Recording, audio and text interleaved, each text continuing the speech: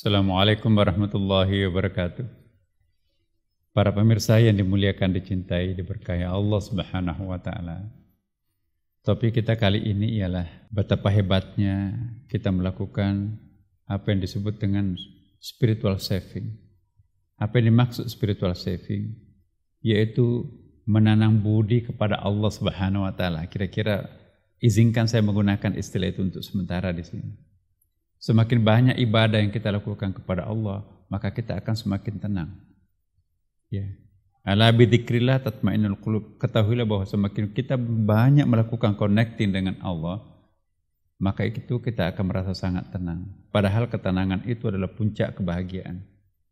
Ya. Kenyamanan bisa kita beli di hotel berbintang. Kelezatan bisa kita beli di restoran mewah. Tapi ketenangan gak ada dijual di mana-mana. Sekalipun kita punya banyak uang, belum tentu kita bisa merasa tenang. Ketenangan itu adalah pemberian Allah. Makanya itu cara yang terbaik untuk meraih kemenangan adalah mari kita memperbanyak spiritual saving kita kepada Allah. Tabungan akhirat kita ini harus banyak. Nah, inilah yang kita maksudkan di sini sebagai spiritual saving. Sebagai ilustrasi betapa pentingnya dan betapa bermanfaatnya spiritual saving ini. Ada 3 pemuda yang pernah terjebak di gua.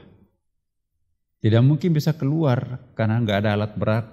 Alat berat pun juga belum tentu bisa keluar. Yang bisa menyelamatkan tidak ada kecuali Allah Subhanahu wa taala.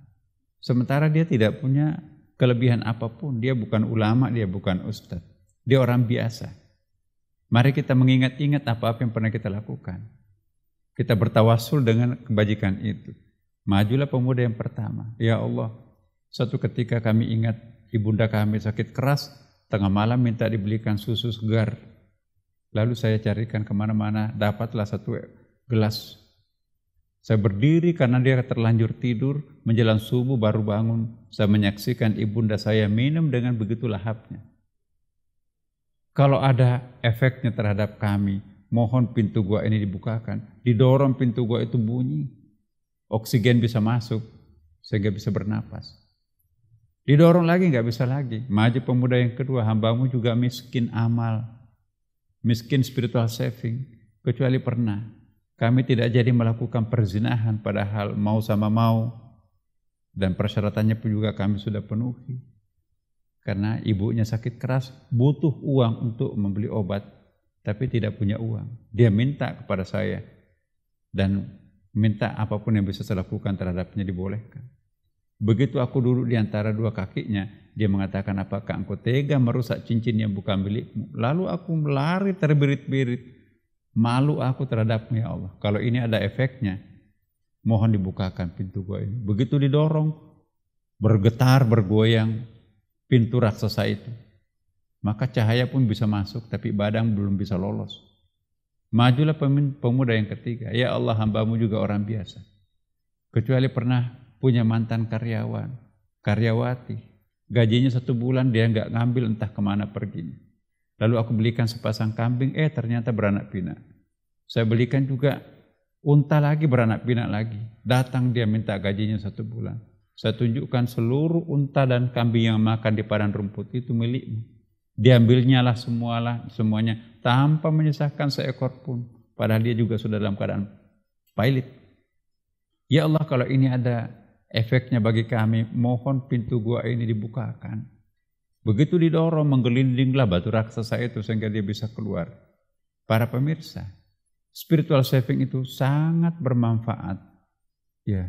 Untuk menciptakan suatu keajaiban dalam hidup kita pada saat kita dalam keadaan darurat.